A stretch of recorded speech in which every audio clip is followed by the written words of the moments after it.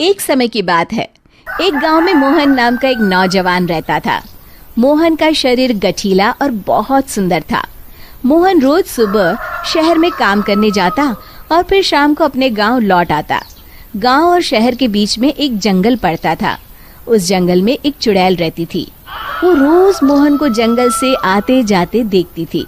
फिर कुछ समय बाद मोहन की शादी राधा नाम की एक बहुत ही सुंदर लड़की से हो जाती है।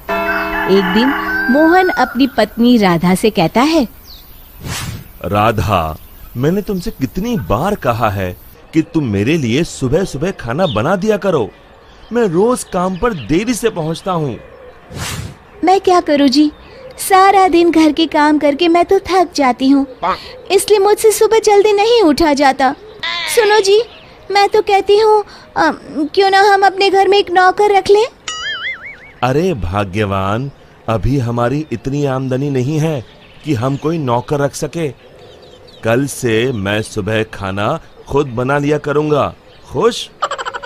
इतना कहकर मोहन घर से चला जाता है। फिर अगले दिन से मोहन रोज सुबह जल्दी उठकर अपने लिए खाना बनाने लगता है।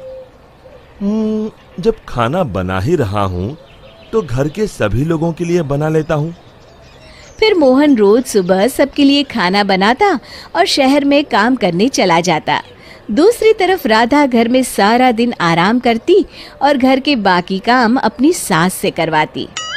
हे भगवान, ये बुढ़ापे में तू मुझसे किस जन्म का बदला ले रहा है, जो ऐसी बहू को मेरे पल्ले बांध दिया है। फिर कुछ दिनों बाद राधा मोहन से नई साड़ी और गहनों की जिद करती है। मोहन उसे समझाने की कोशिश करता है कि वो अभी ये सब खरीदने में असमर्थ है, लेकिन राधा नहीं मानती और राधा के रोज रोज के नखरों से तंग आकर मोहन गुस्से में घर से निकल जाता है। कब वो जंगल में पहुंच जाता है उसे भी पता नहीं चलता। तभी एक चुड़ैल की नजर मोहन पर पड़ती है। अरे, मैं तो घर से बहुत दूर आ गया हूँ। ओहो, रात भी बहुत हो गई। घर में सब परेशान हो रहे होंगे। फिर मोहन वापस अपने घर की ओर चल पड़ता है। चुड़ैल भी मोहन का पीछा करते करते उसके घर तक पहुंच जाती है। फिर मोहन अपने घर पहुंचकर दरवाजा खटखटाता है। तभी उसकी राधा दरवाजा खोलती है। उसके चेहरे की मुस्कान देख मोहन को थोड़ी हैरानी होती है। फिर राधा कहती है, मुझे माफ कर दीजिए जी, मुझसे गलती हो गई। मैं भूल गई थी कि औरत का असली गहना उसका पति होता है। आगे से मैं आपको कभी नाराज नहीं करूंगी। राधा को अपनी गलती का एहसास हो गया है। ये देखकर मोहन उसे माफ कर देता है। फिर अगले दिन से राधा रोज सवेरे उठकर मोहन के लिए खाना पकाती, घर के सारे काम करती, साथ ही साथ अपनी सास ससुर की खूब सेवा करती। अपनी पत्नी में आए इस परिवर्तन को देख मोहन की खुशी का ठिकाना नहीं रहता। एक दिन राधा की सास राधा से कहती है, बहू, आज मैंने घर में हवन रखा है। बाबा जी किसी भी वक्त आते होंगे तो सब तैयारी करके रख दे। जी माँ जी।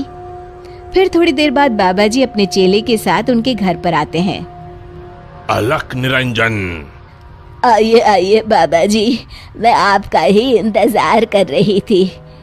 फिर बाबा जी हवन की तैयारी शुरू करते हैं और मोहन और राधा को हवन में बैठने के लिए कहते हैं। मोहन तो वहां आकर बैठ जाता है, लेकिन राधा वहां आने से मना कर देती है। तब मोहन राधा से कहता है, अरे भाग्यवान, अचानक तुम्हें क्या हो गया? तभी बाबा जी को राधा पर कुछ संदेह होता है। अलख निरंजन, माँ जी, तुम्हारे बहू के हाव भाव देखकर मैं पहले ही समझ गया था कि इसके अंदर किसी चुड़ैल का वास है।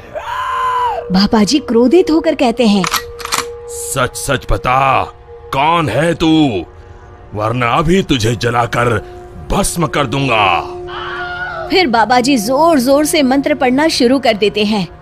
ओम चामुंडाय विच्चाय नमः, ओम चामुंडाय विच्चाय नमः।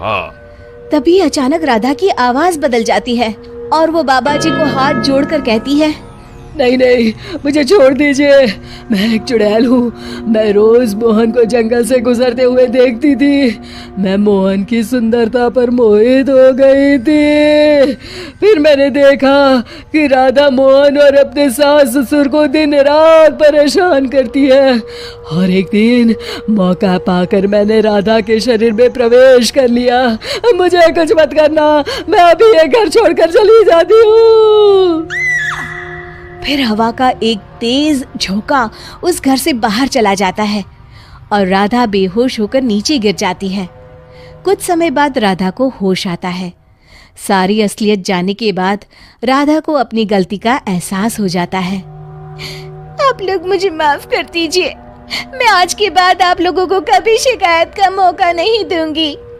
शिक्षा: हमें हमेशा अपने परिवार वालों के साथ अच्छा बर्ताव करना चाहिए और अपना हर फर्ज निभाना चाहिए। दोस्तों, हमें उम्मीद है कि आपको हमारी ये कहानी पसंद आई होगी। कृपया हमारे चैनल को सब्सक्राइब करें और सभी अपडेट्स के लिए बेल आइकन जरूर दबाएं। और हाँ, वीडियो लाइक और शेयर करना मत भूलिएगा। Bye bye.